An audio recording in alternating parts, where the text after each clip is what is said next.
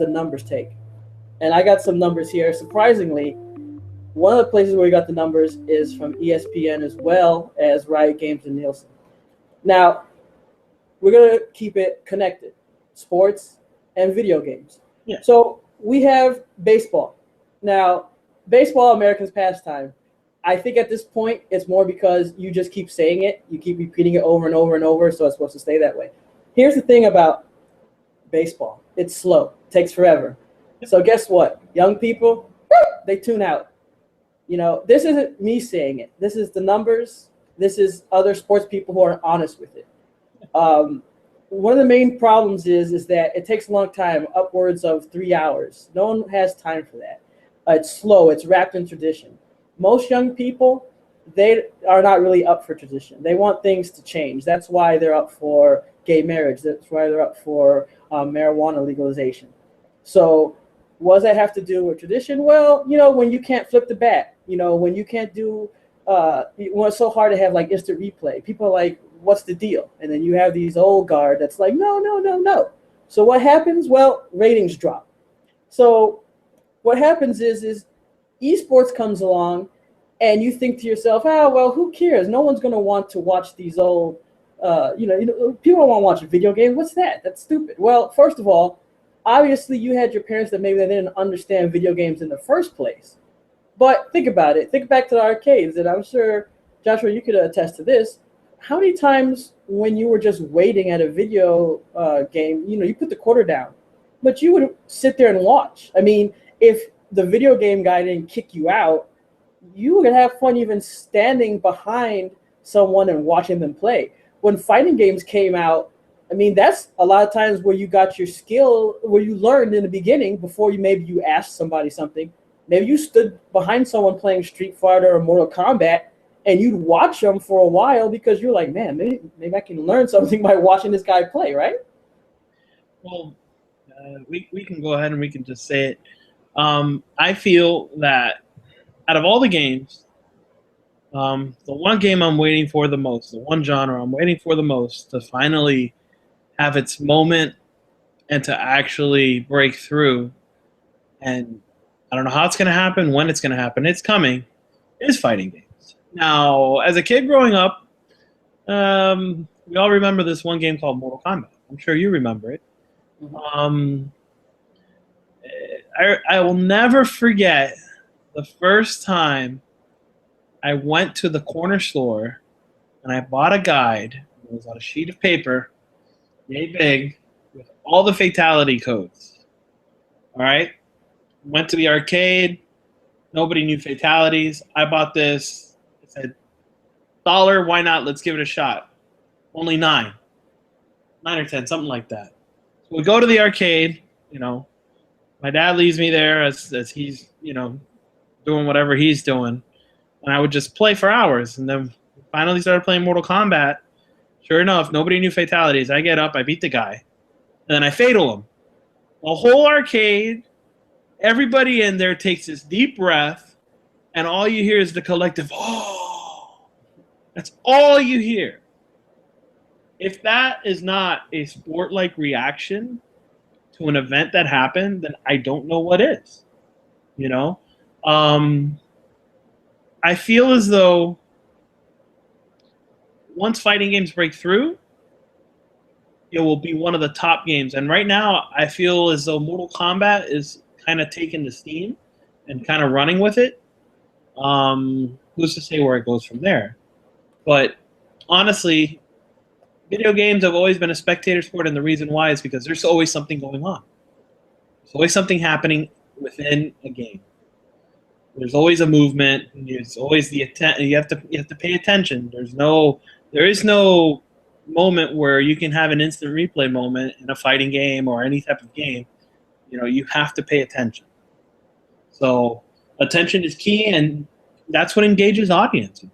And baseball, you know, you have the 7th inning stretch. It feels like you could stretch in between every inning because of how long it takes for players to get out there and play. Yeah, think about that. You're stretching because you were sitting there bored so long, and you probably drank so much beer just so you could make it through the game that you need to stretch out so you don't get a DUI on your way home. Exactly. I mean, I go to hockey games. Hockey games are about the closest thing you'll get to an actual sporting event, other than maybe football, where there is always consistent action and it's not really as repetitive. Like basketball, you could say, yeah, there's always action, but it feels repetitive. There are moments where, LeBron will make a fantastic play. But in hockey, for example, there's more X's and O's. There's more. It's a game of inches as opposed to a game of yards. You know, football the same way. But I feel for me, hockey has always been the most attention-grabbing sport. Yeah, I mean, and going back to the numbers, I mean, obviously, you can tell that it's growing, but here are some numbers to back that up. Now, the League of Legends, the Season 3 World Championships, which was staged as sold out Staples Center in Los Angeles last October, had 32 million viewers. Okay, 32 million. How many viewers do you think the World Series had? 14.9 million. That's okay? it? 14.9 million. These are made up. These are confirmed numbers. One game? Yeah, I checked with Nielsen. I checked with ESPN to make sure. That was for the whole series was 14 million people watching. Yes. Well, they average it through the whole series. Are you serious? Yeah, 14.9 million. That's a joke. It gets worse. How many you think for the NCAA Final Four? Because March Madness, you would think that with all the bracket challenges and all that, you think, okay, well. I'm not a big basketball guy, so I'm going to lowball it anyway. I'm going to say maybe 12 at most. Well, no, it actually beat baseball with 15.7. I'm not surprised. Baseball's. Look, I thought it'd be higher because you have the mixture between the gamblers. Because, I mean, look, that's really what it is. Yeah. I'm sorry to bust your bubble that you guys, the fantasy, that's just code for gambling. Yeah. But, whatever. All right, how about NBA? I love NBA. Let me make this clear. I played basketball. I love basketball. I still watch basketball. NBA, how did that stack up? Has to be competition. 26.3 for the finals. Now, I actually don't mind that you wasn't watching because that's when the Heat got their ass kicked by the San Antonio Spurs. Yeah. So I'm actually glad that lost. But, I mean, again, let's just recap these numbers. 14.9, 15.7, 26.3 versus 32 million. All right. Now, the BCS championship, we're talking about college football. Okay. Yeah. Talk about, Jameis Winston when they went down. 32.0. So, no, I'm sorry, 26.4. So even that lost. That's pretty. I don't know. That's convincing. All right. So now there's one more number here. Okay. And this number did kick League of Legends ass. And that was a Super Bowl. Yeah. That came in at a whopping 111.5 million people. But I mean, it's a Super Bowl. I mean, that's a Super Bowl, and that's the NFL. It's been going on for God knows how long. Yeah, I mean, you're not gonna knock off the king, but I mean, just think about that. You're talking about, look, no disrespect to hockey, but I mean, come on. Even ESPN, they got that one guy with the colorful suits, and they bring him out like once in a while because they feel sorry for him, and that's the only time they talk about hockey. Yeah. And that's it. So I mean, you're talking about out of the three major sports that you talk about, this tournament beat them all, except for the Super Bowl. So I mean, we're talking about that change, and this is the thing that people seem to forget. When you have people starting to make that change, I understand that when you talk about young people, it's hard to be able to know if it's really coming, because young people can switch any moment and they're unreliable. Of course. But when you saw a change with like cable, you saw young people say, you know what, I'm tired of network TV. I'm going to start watching things on alternative media, like on the internet. And I don't want to be slave to. I like DVR. I like Netflix. I like Hulu. I like Amazon Prime. And the networks are like, no, they'll come back. They'll come back. And it's like, no. And next thing you know, Netflix is coming out with their own original content. And the same thing with Twitch. It started with Justin TV, a guy filming himself going across the country. And then Twitch, which is, built on gaming. You have YouTube, which, it's still a lot of people filming cats and babies, but it's also a lot of people filming video game play videos. Yeah. So it's no doubt that this is really huge. So if we're just talking about viewers, we're talking about ad revenue, we're talking about consumers. We're talking about young target audience. Right. It's a business here. ESPN is a business. So if ESPN has bass fishing, if they have hot dog eating contests, with an audience like this of consumers young with disposable income, it just makes sense that you're going to cover it from a financial standpoint. There is a reason why ESPN does not have Colin Cowherds as the head of marketing and PR, because they would make no money with people like him in charge. Their whole philosophy and goal is to be on the next bubble before the bubble even pops. So if esports is that next bubble, guess what? ESPN is going to be the #1 esports commentating company in the world eventually. It's going to happen. And if people like Colin Cowherd want to stay in the past, want to be the grumpy old guy eating mothballs in the basement, that's fine. He can be that guy. But he needs to not complain when the esports caster is making more money than him and has actual different types of revenue when he's there, still doing his talk show. He can't complain. He's not allowed. I revoke that right from him. He is not allowed to complain. All right, I think everybody here, when you're watching this, needs to tweet him and say, when esports blows up, you are not allowed to complain if the other sportscasters that cover it make twice as much as you do. Hey, get on board or get left behind. That's how it works. That's life. Survival of the fittest. He doesn't want to fit in. He doesn't get paid. Not my problem. All right. So, as for the debate take, we went to debate.org because we want to just see what people felt there. And up on debate.org, the current number was 62% said yes, esports should be considered a sport, and 38% said no. So let's look a little bit at the comments. On the yes side, people looked at the competition factor, and they said that while not a physical, it's not physical in esports, that's mental. And you can even point to some activities that are considered sports and shown on sports networks, like ESPN, and that they don't, have that physical aspect. That you're basically just standing still or you're doing very few movements. It's nothing that, would be considered like something like football, because it's not that kind of comparison. Now, on the no side, what I found that's really strange is that people were really just concerned about the physical aspects.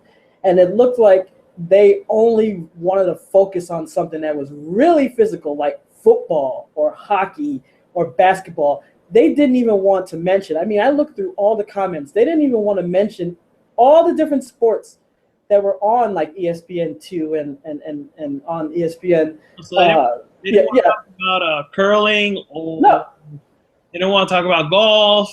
They don't want to talk about those sports.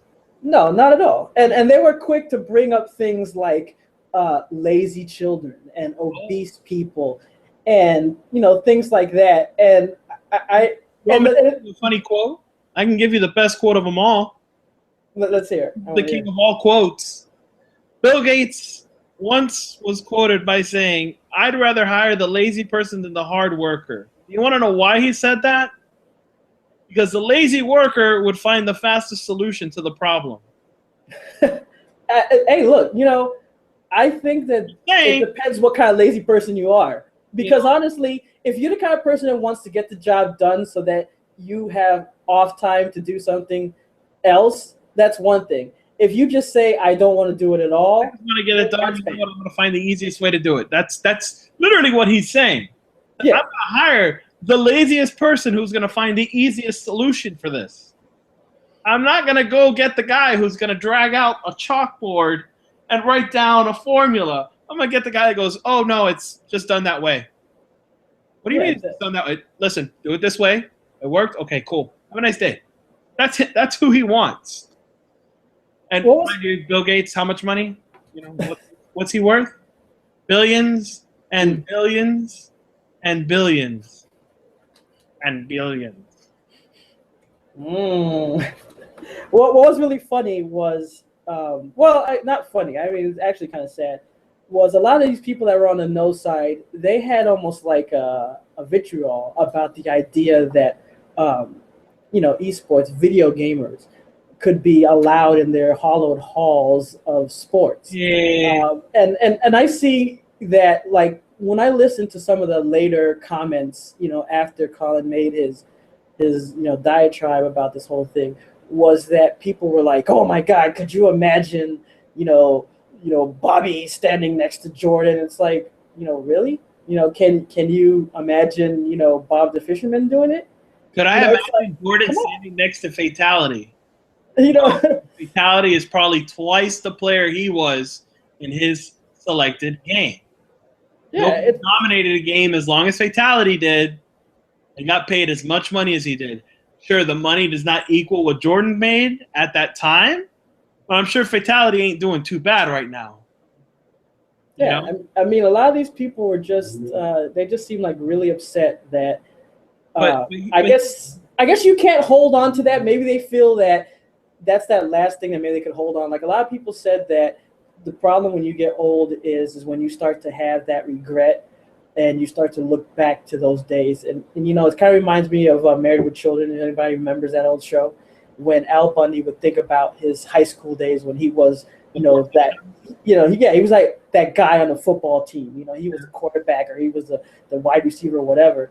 And now that nerd that you used to pick on, is entered into that same conversation as you. So that glory, that last place where you could hide in the history is gone because the nerd has invaded that. Like, woo! And it's like, come on, guys, really?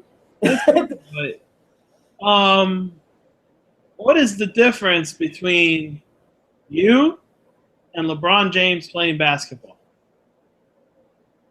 Same game, right? Just athletic ability, just natural athletic ability. We could say that. But you're still playing the same game. Am I not right? Still the same fundamental rules. Nothing changed.